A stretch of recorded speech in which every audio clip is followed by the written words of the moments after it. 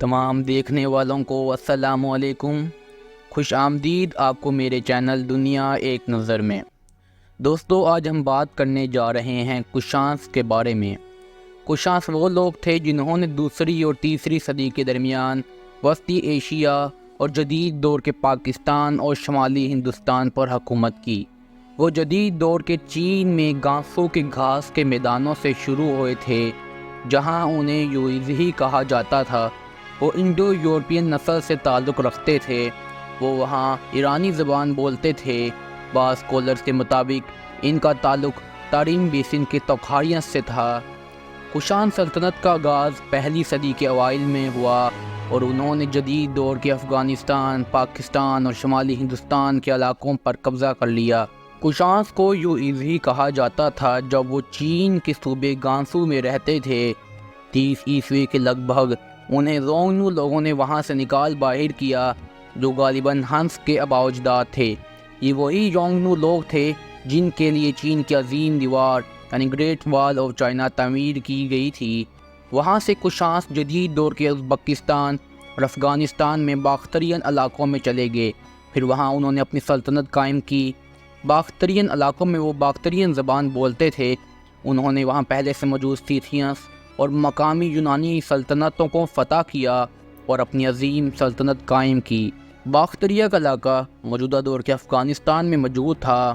انہوں نے وہاں پر اپنی سلطنت قائم کی۔ اس مرکزی مقام سے کشان سلطنت چائنا، فارس اور رومی سلطنت کے لوگوں کے درمیان ایک امیر تجارتی مرکز بن گئی۔ کشانس زرتشتی تھے، لیکن ان میں سے بعد کے بادشاہ بدھ مت کو مانتے تھے۔ کشان سلطنت کا پہلا حکمران کجولا قدفیسس تھا، جس نے یوئیزی لوگوں کو متحد کیا اور باختریا میں کشان سلطنت قائم کی۔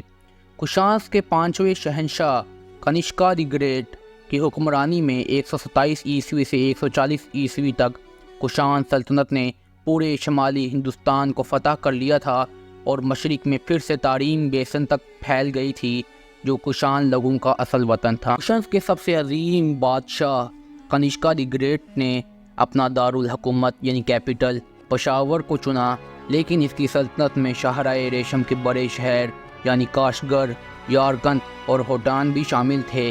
کنشکا بدھ مت کا پیروکار تھا اور اس سلسلے میں اس کا موازنہ مورین بادشاہ اشوکا سے کیا جاتا ہے، کیونکہ اشوکا بھی بدھ مت کا پیروکار تھا۔ کنشکا کی سلطنت کا مرکزی دارالحکومت پشاور تھا اور اس کا دوسرا بڑا دارالحکومت کاپیسا میں تھا، جو آج کل افغانستان میں ہے۔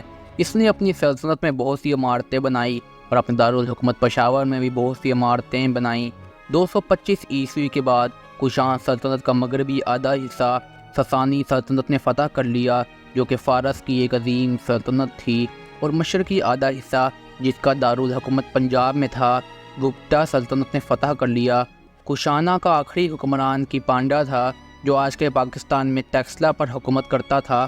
ٹیکسلا بھی کشان سلطنت کا ایک کیپٹل تھا۔ رومن امپائر کے ساتھ ان کے اچھے تعلقات تھے۔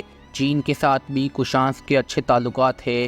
انہوں نے دراصل ہندوستان اور چین میں بدھ مت کو پھیلانا شروع کیا۔ کچھ عرصے تک اس سلطنت کے 2 کیپٹلز تھے، ایک سمر کیپٹل بگرام جو افغانستان میں ہے اور ایک ونٹر کیپٹل متھورا جو کہ ہندوستان میں ہے۔ کشانس چین میں بدھ مت کو پھیلانے اور بدھ مت کی یونیورسٹیز کی ترقی میں اہم کردار کے لیے جانے جاتے ہیں۔ ان کی رومیوں اور چینیوں کے ساتھ مضبوط تجارت تھی۔ ان کی ثقافت یونانی، بدھ مت اور ایرانی ثقافتوں کا مکسچر تھی۔ گندھارا اسکول آف آرٹ کشانس کے دور حکومت میں تیار ہوا تھا۔ یہ اس وقت فن کے سب سے بڑے اسکولوں میں سے ایک تھا۔ کنشکا ان کا سب سے عظیم بادشاہ تھا اور ان کے دوسرے حکمران ویما قدفیسس، ہویشکا اور واسشکا تھے۔ ان کی سلطنت 380 عیسوی کے آس پاس ختم ہو گئی۔ دوستو، آج کے لیے اتنا ہی۔ اگر آپ کو ہماری ویڈیو اچھی لگی ہو تو ہمارے چینل کو سبسکرائب کریں اور بیل آئیکن پر کلک کریں۔